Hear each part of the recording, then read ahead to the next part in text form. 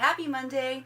That means that it is time for another Makeup and Mental Health Monday. My name is Johnna, and every Monday I sit down and I talk about a different component of mental health while I do my makeup. Last week we spoke about boundaries.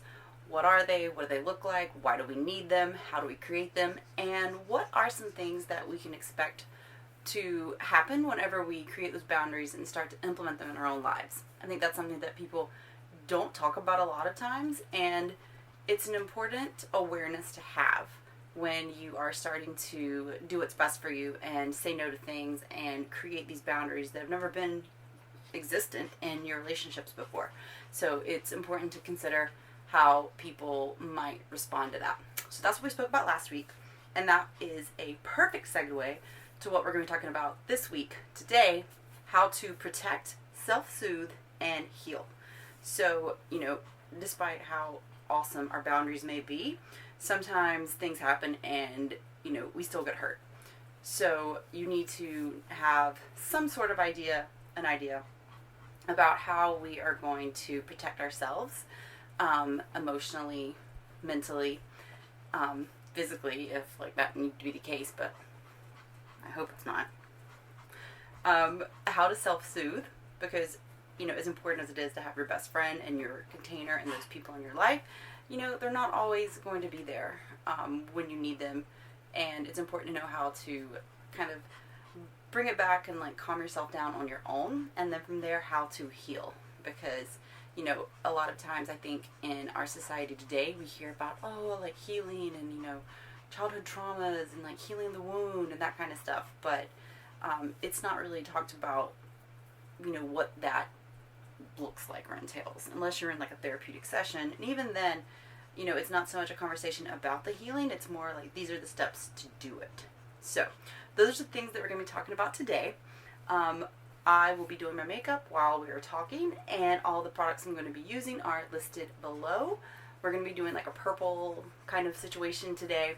If you have any questions, comments, or concerns, someone else has probably had them or currently has them. So please do make sure to comment those below if you're comfortable. If you feel that it is something that you would rather speak about privately, feel free to send me a direct message, slide into my DMs. You can find me on Instagram at soulsearchingandsquats. And without further ado, let's get started. So the first part of our 3-part situation that we're talking about today is protecting yourself. And this is something that, despite how great we are at setting boundaries and all of those types of things, shit still happens and it can still hurt. So what are some ways that we can protect ourselves and prevent, against more pain? How can we kind of lessen that blow, if you will? And the first thing that I want to talk about in those terms is detachment. And it might be something that you've heard before, maybe not, but detachment is when you go into a situation and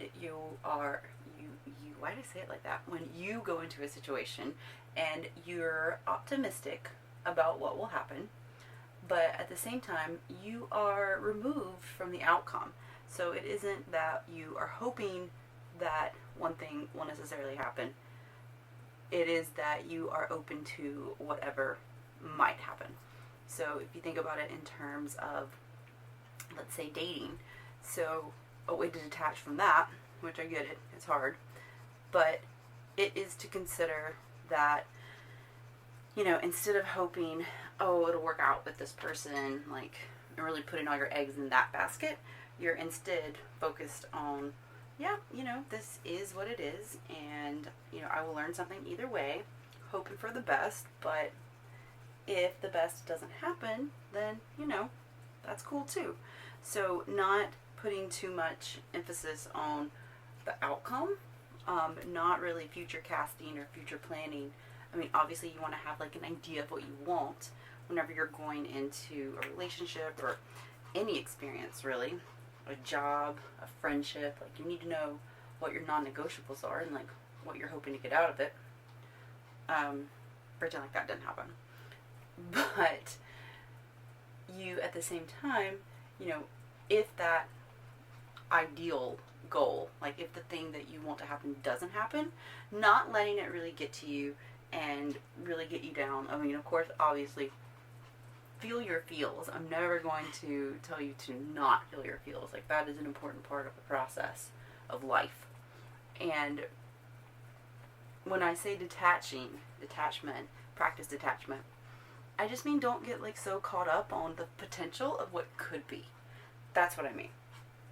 And when it comes to like this whole detaching thing, like I said, you can detach from people in like a romantic relationship. You can detach from like a job in the sense that like, oh, you know, I hoped it would go this way. You can also detach from habits. So, oh, well, that's just like the way I am. Like, whenever I do this thing, like, that's just how I respond to that. You know, you have the power to change that. And so, you know, it's not, that's just the way it is. That's the way you're choosing for it to be. And so, detaching from whatever you think that habit of yours is, and the habits of others too. Like, if someone responds in a way that you perceive is,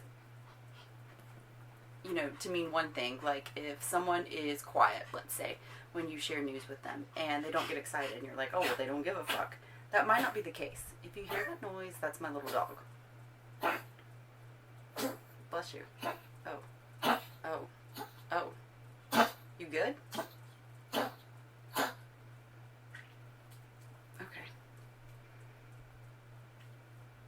As I was saying, I just inhaled a bunch of that. Yeah, detaching from what you think that means, and that's like an unconscious bias. That might be your experience, that, you know, people, whenever they get really excited or really loud, that just might be your experience. That doesn't mean that that is what everyone does. And so if you meet a new person, if you experience someone who doesn't respond in the way that you think that they should because you're attached to it. Remember, we talked about that toxicity of should, like, way early on. Then detach from what you think the outcome should be. Like, that's your expectation. And, you know, just get clear. Like, get curious, ask questions like, hey, you know, I observed this. Is that true? Or, you know, when I shared this information with you, how did you feel? Like, maybe not even start off with the observations. Just tell them, like, or just ask them, what does that mean to you? When you are detaching, because, like I said, it sounds easy in theory. Maybe I didn't say that. Actually doesn't sound easy in theory. Detaching, like, it sounds like it would be about as challenging as it is. Like, it's not easy to, oh, well, just don't give a fuck. But, you know, that's not how we were raised. And just, like, remove your expectations and remove your perspective. So, when it comes to actually doing it, how do we do it? So, step one, remind yourself why you're detaching. Is it because you're looking at something from your perspective? Is it because you're hoping for something that isn't guaranteed? Like, what's the purpose of this detachment? That's a lot of blush. From there, start with baby steps. So don't just, if you're going to detach, like, say, like, oh, F it to the world. Start, like, easy. Start with just observing them. Observing when you are, like, future casting or, like, you know, really holding on to an outcome. Just be mindful of it. I always talk about observing. Awareness is the first step. So, same concept goes here. When you are in the situation, it's a matter of accepting it, accepting what is, even if it isn't what you might want it to be, which is, you know, what we have to do a lot of times. Found it. And allow yourself grace. So if it's a situation where, let's say, you didn't perform like you had hoped or anticipated or expected to or, like, trained to or prepared for or whatever, allow yourself grace in that. You know, it isn't something that's always going to work out in our favor every time. And just know that and allow yourself acceptance and like the space to not always be the best. Like we can't fire on all cylinders at one time, no matter like what people say. Like the whole like work hard, play hard, that's some bullshit. If you're working hard and you're playing hard, like you're gonna burn the fuck out. You've gotta like work hard, play a little bit. Like maybe even a medium amount. But like you can't be going like ball to the wall all day, every day. Like that's exhausting. Doesn't even sound like fun. Balls to the wall doesn't sound fun. I digress. This guy. Okay,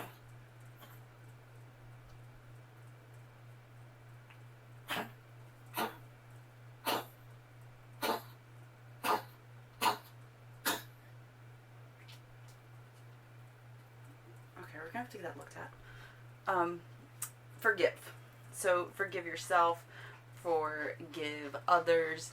You know, whenever we hold on to that anger and animosity, like, it's really only hindering ourselves. It's giving you gray hairs. Like, let go of it. It's not worth it.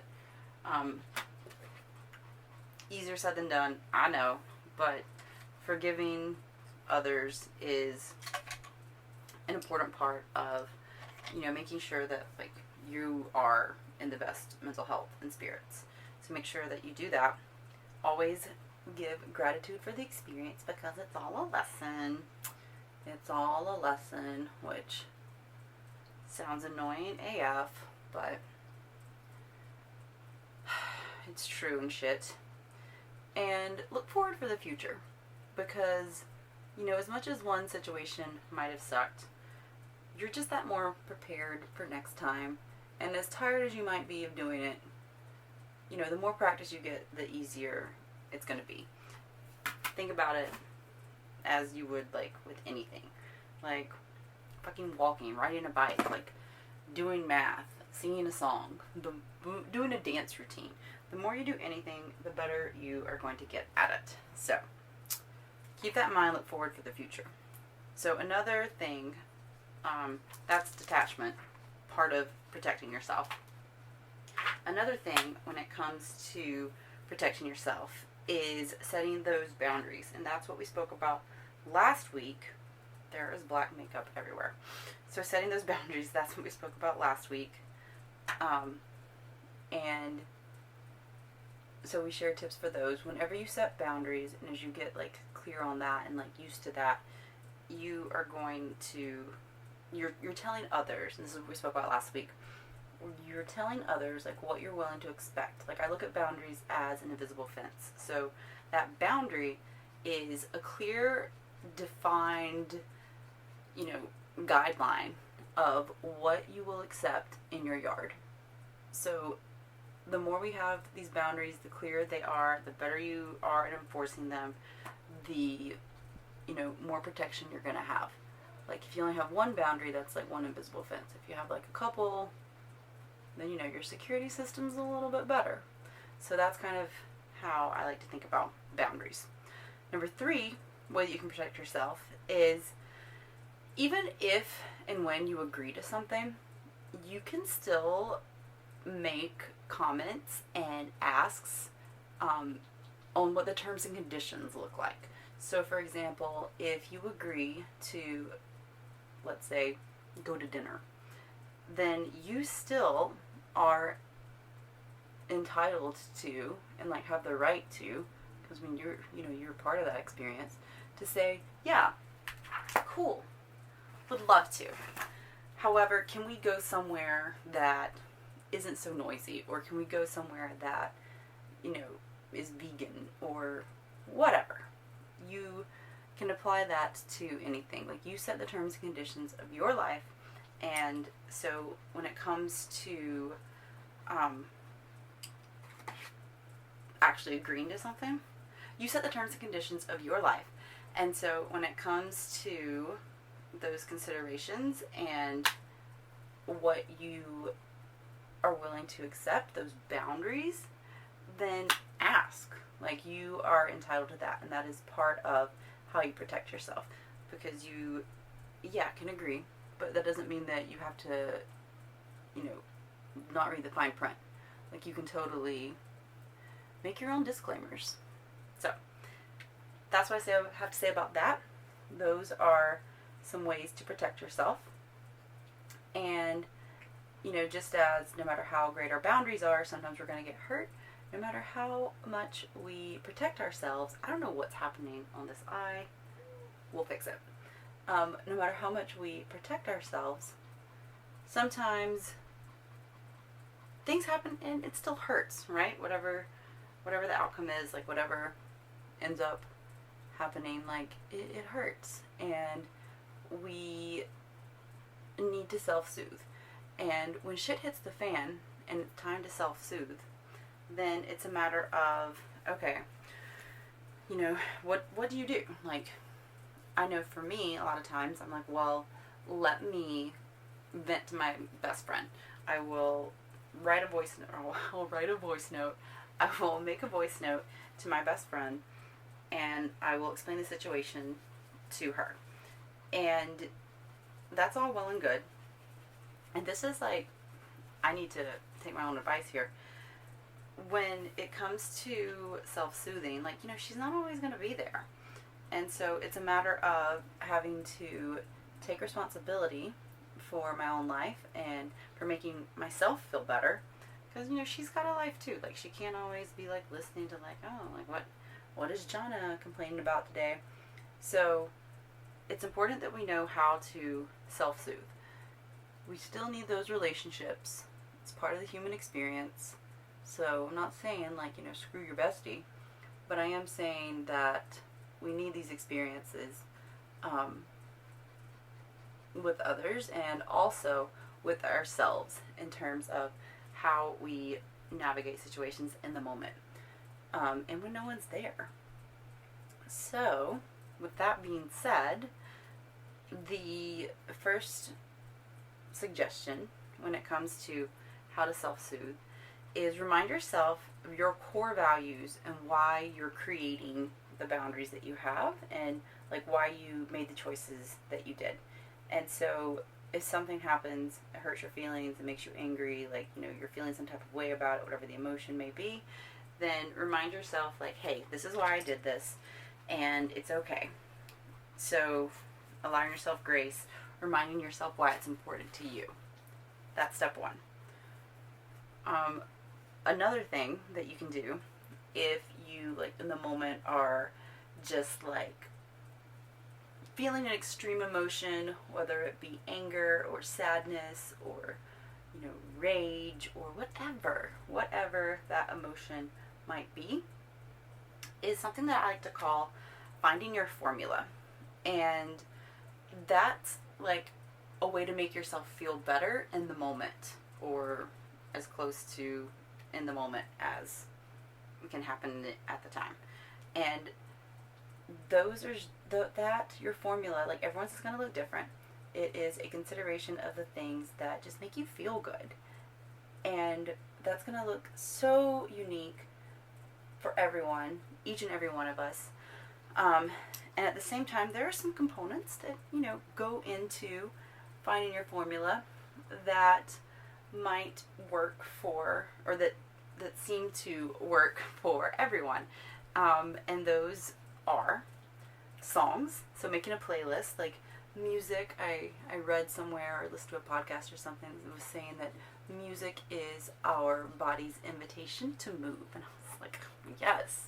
No wonder I'm going to be booty popping when WAP comes on. I mean, I don't really know how to, but I mean, like, a little bit. But anyway, so songs. So what are some songs that make you feel good? You can make a playlist. You can do it on YouTube. You can make a YouTube playlist. You can make a, Spotify playlist. Like, whatever platform, Apple Music you use to listen to music, you can make I guess no one has mixtapes anymore, but like a cassette tape, you probably don't want to do that because I don't think you have anything to play that on. But whatever music makes you feel good, put those songs together. That is usually a key component of everyone's formula. Aside from that, if in the moment, or when in the moment, you are, like I said, feeling some type of way, and you need to feel grounded, then grounding is a great way to do that. And so what I mean by that is take a breath, take a walk. You know, you can literally go like grounding or earthing, which is when you like walk bare feet or like roll around in the grass. And studies have shown that that actually removes like free radicals, something about the electromagnetic fields. Anyway, science wasn't my forte, but grounding is some good shit. So make sure to do what you need to do in that regard. Nature, getting out some fresh air, always seems to do a body good. So taking time for that. You can also, something that's very helpful whenever you're feeling some type of way, is name the emotion. So whatever it is that you're feeling, put a name to it.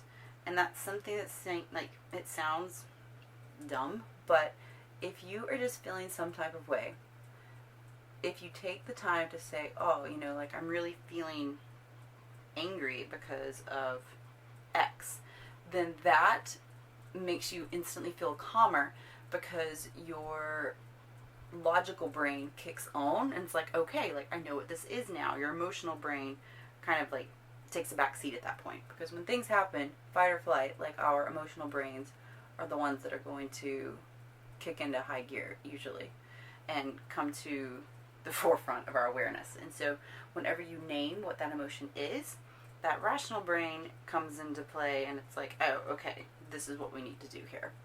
I've got you.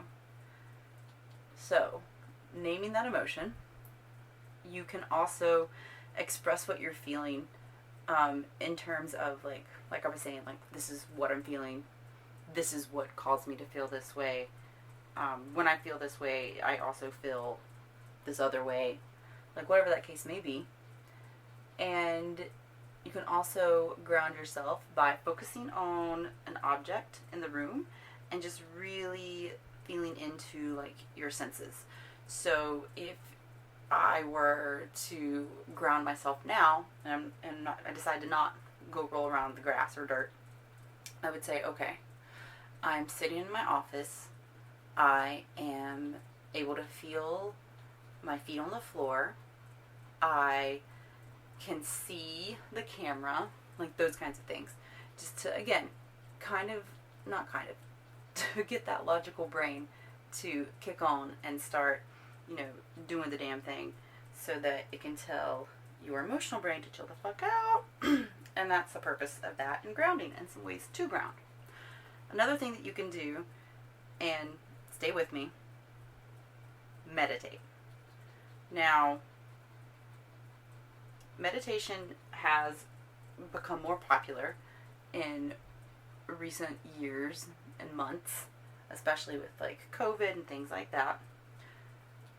And a lot of people at the same time still think that meditation means sitting on a fluffy pillow, like with candles and incense and, you know, wearing white robes and chanting Om kind of stuff. And that's not what meditation has to be. It could be that, but that is not what it has to be. Meditation is just focusing and taking time to relax and focus on like a single object. And I know some meditations are like focusing on nothing.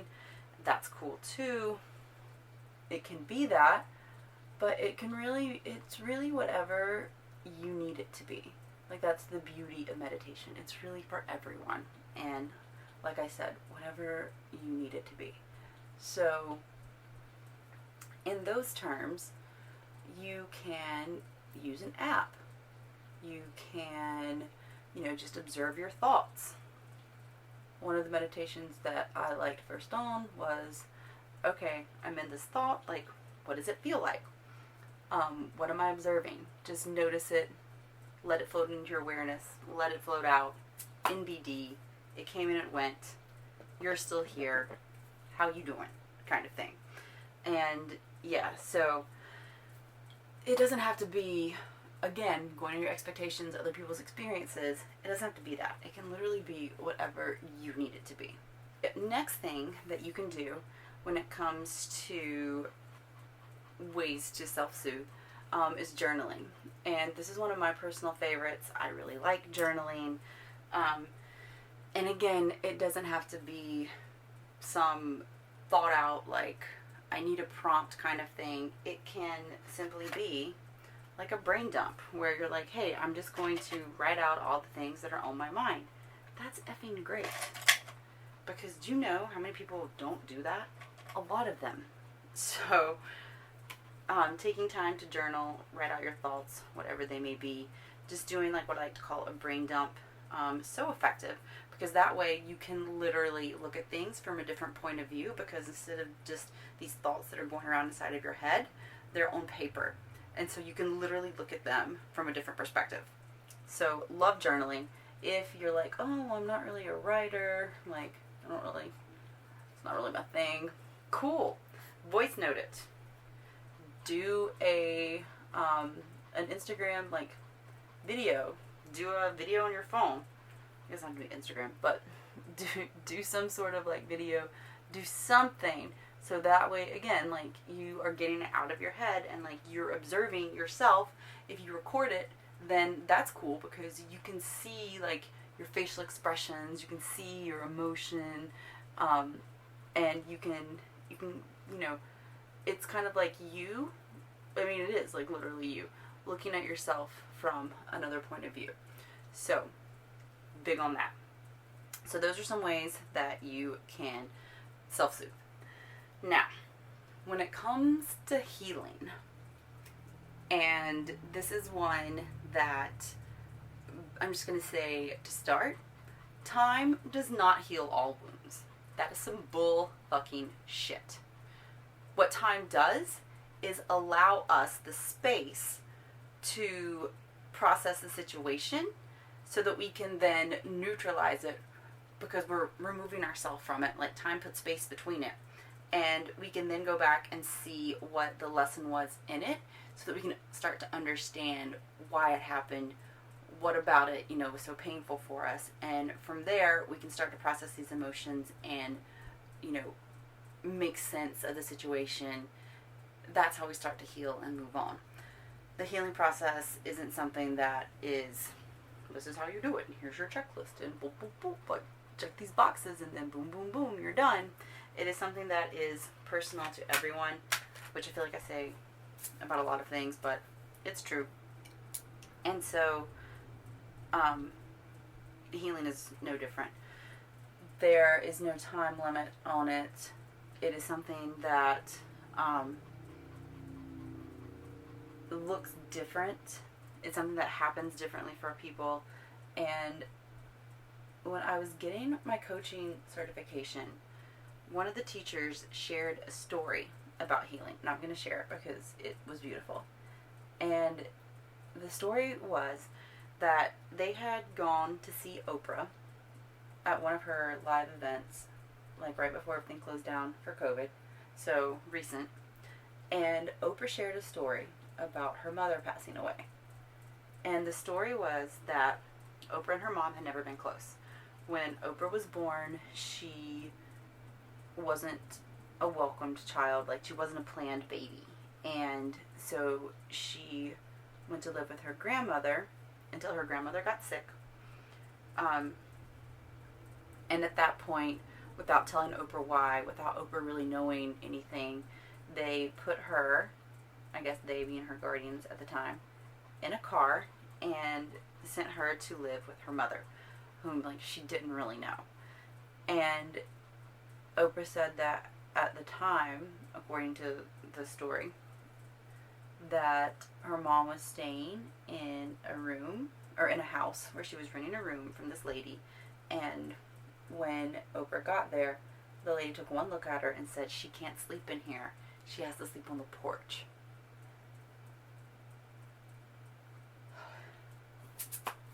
And Oprah's mom didn't stand up for her.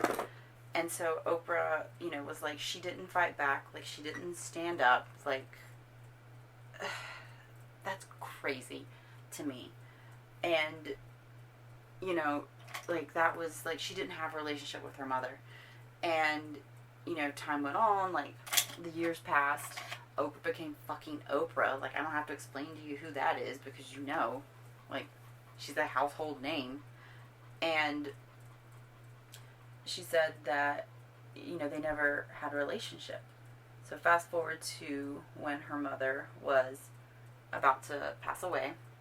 She was in hospice, and Oprah, you know, flew in to see her, and she, you know, had to go, like, fly out to another event, and she flew back to see her, and it was a really painful experience. And she disclosed that, you know, despite how painful it was, she had no desire, no feelings, like, of tears. Like, she had no desire to cry, because she didn't really know this lady. Like, she had bought her houses, she had spent, like, her entire life trying to prove that she was worthy of this woman's love. And, you know, on her mother's death, she was like, I don't feel anything, I don't know this woman. And then she said that it hit her that if that person hadn't been her mother, then she didn't know if she would be Oprah. Because all her life, she was trying to, you know, seek validation and prove that she was worth, like, this woman's love. And, you know, buying her houses and, like, doing all these amazing things and, like, becoming fucking Oprah. And she said that, you know, if she hadn't been doing that, like, she hadn't been, like, primed to do that, like, to seek, like, love, then she didn't know that she would be Oprah. And so, because of that experience, like, she became who she is. And it took until her mother's death for her to realize that. So, I wanted to share that because, like, healing is not linear. Healing is not, like, you know, there's not a time duration on it. That was, like, one experience. Like, there's so many more, and, you know, that doesn't necessarily mean that she's healed from that, but I think that that is just a good example to show you and demonstrate that, you know, it's difficult and it sucks, and despite, like, therapy and time, like, you know, it might take a minute, and that's okay. If I look a little different, it is because I switched memory cards, full transparency, and I tried to figure out what the fuck was happening over here, which, I mean, I'm still curious, but I figured that, I tried to figure that out, and I put on some liner, and I started to draw in a brow, but then I was like, you know what, let me go back. So, I'm back, we were talking about healing, we're still talking about healing, and what I was saying is that the encouragement here is look for the present in whatever is causing you pain. Whatever's triggering you, look for the lesson. And I wrote a whole little situation here, so I'm going to try to read it / paraphrase. We have these experiences of extreme emotion to teach us something. And if we knew the answers, then we wouldn't be bothered by the situation, right? We would feel like, like, no biggie, like, whatever about it. And that's because, you know, if it didn't present itself to teach us something, to challenge us, to encourage us to grow, we wouldn't have a problem with it. But because it is making us feel some type of way, that's an indication that there's something there that we need to figure out. And I equate it to, like, a math question. So, like, 2 + 2, like, we know what that is. Like, that's NBD. Like, it's 4, right? However, whenever you get into those, like, if a bus leaves for this place and, like, what time and blah-blah-blah, and, like, you know, the more challenging questions, then we get frustrated. And we, you know, get annoyed. And, like, why is that?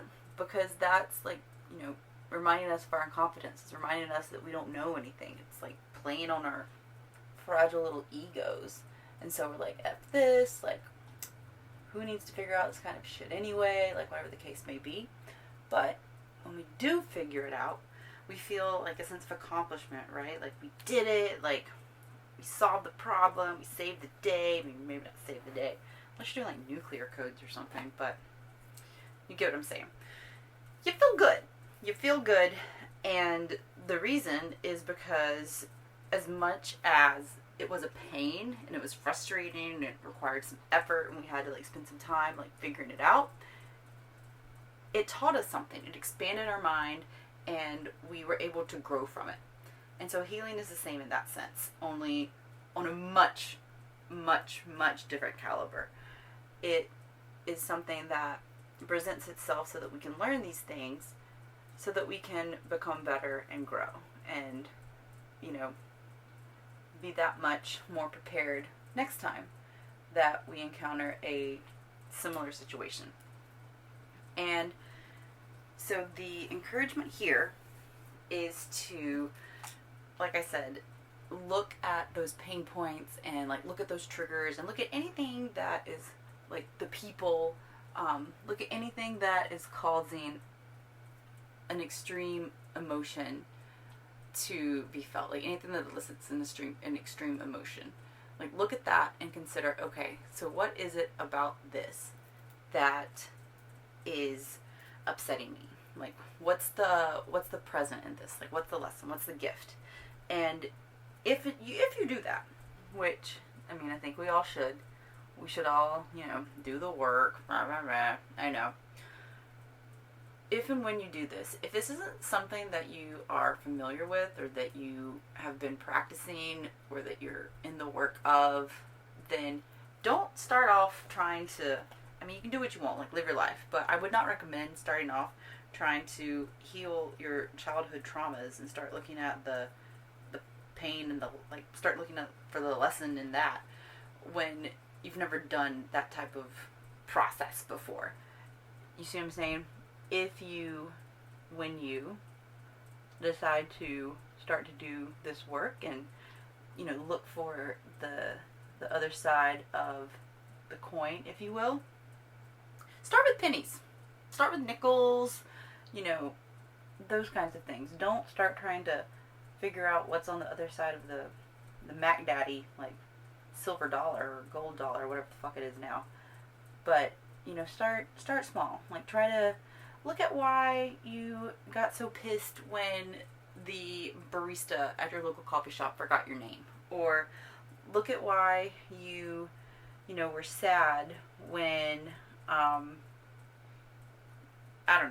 you saw, some event or, whatever. Look at why you were so pissed when you were driving your car and you got behind a slow driver the other day. Those kinds of things. You see what I'm saying? Ease into it. Kind of see what is so upsetting about those, what that lesson is. And then maybe as you start to familiarize yourself with the process, you start to feel what it looks like. Look at other stuff. Why were you angry or upset or feeling some type of way when your best friend did something? Why were you, triggered when your sister said something at Thanksgiving, or whatever the case may be?